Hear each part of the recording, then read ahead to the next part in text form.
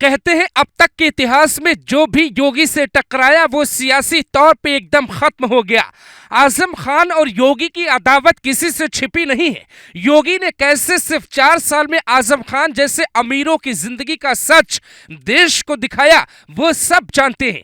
लेकिन अब कोर्ट में एक ऐसी बात हो गई जिसको सुन के जज साहब भी हैरान हो गए। आजम खान के पास आज भी पैसे का भरा बैग मिल जाएगा, लेकिन व्हाइट मनी यानी लीगल संपत्ति के नाम पर अब उनके पास फूटी कौड़ी नहीं बची है। कोर्ट में क्या हुआ ये सुनिए, उसके पहले देखिए कितनी संपत्ति को योगी सरकार ने आजम खान से लेकर गरीबों में बांट दी। 9 बार के विधायक पर योगी की पुलिस अब तक कुल 103 मुकदमे लिख डाले, लेकिन साल दर साल संपत्ति खत्म हो गई। परिवार एक एक रुपए के लिए मोहताज हो गया। 2017 तक चुनावी फॉर्म में बताया गया कि उनके पास 16,27,000 की संपत्ति है।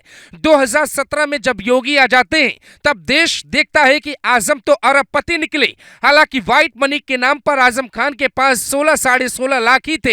एक रिवॉल्वर, 51 लाख की एक वोल्वो कार, कुछ मकान, कुछ संपत्ति, करीब 1.5 करोड़ रुपए उनके परिवार के पास थे। ये तो थी आजम खान द्वारा झूठी बताई गई कहानी। अब सुनिए वो सच्चाई जिसका पता योगी के बुलडोजर ने निकाला था।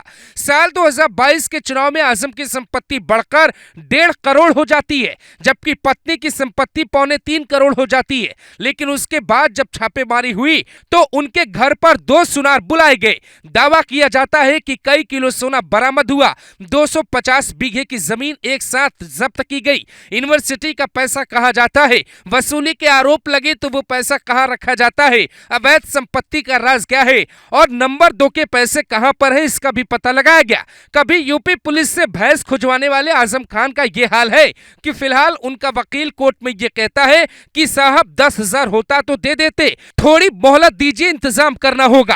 आजम खान की मदद करके कोई योगी के रडार पर नहीं आना चाहता, इसीलिए एक एक रुपए के लिए परिवार संकट में हो भी सकता है।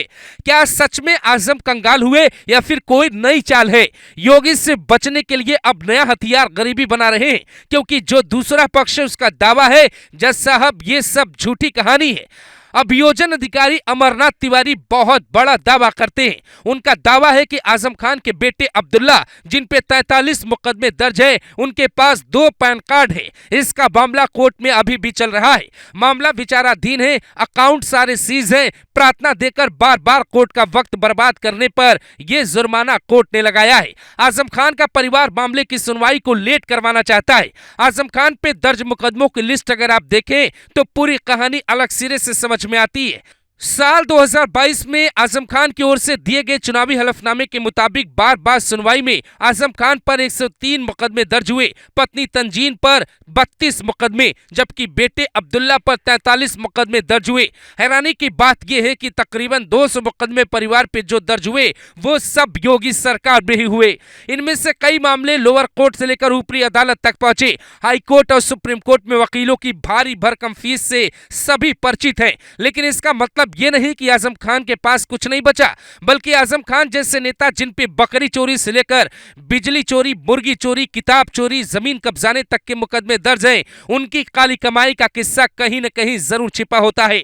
लेकिन अदालत में पैसे काली कमाई के नहीं बल्कि सही कमाई के जमा कराने होते हैं, क्योंकि आजम खान के पूरे परिवार के खाते पर कुंडी यूपी सरकार और ईडी दोनों ने लगा दी है। अगर 1 रुपए की हेराफेरी भी की तो फिर मुश्किलें बढ़ सकती हैं। शायद इसीलिए आजम खान के वकील ने 10,000 रुपए जमा करने के लिए अदालत से मोहलत मांगी।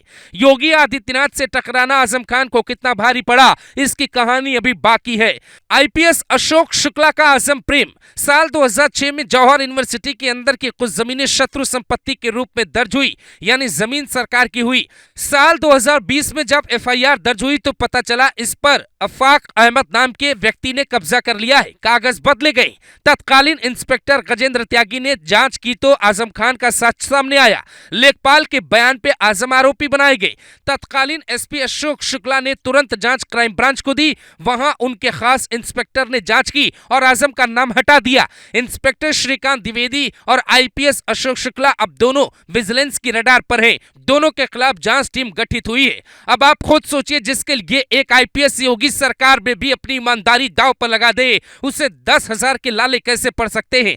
अगर मान भी लिया जाए कि आजम खान को गरीबी ने चारों तरफ से घेर लिया है, तो इसमें गलती किसकी है? आजम खान ने सपा सरकार के दौरान आम और गरीब लोगों की संपत्ति को हड़प लिया। योगी आदित्यनाथ ने अपनी सरकार में गरीब और आम लोगों की संपत्ति आजम खान से छीनकर दोबारा गरीबों के नाम कर दी।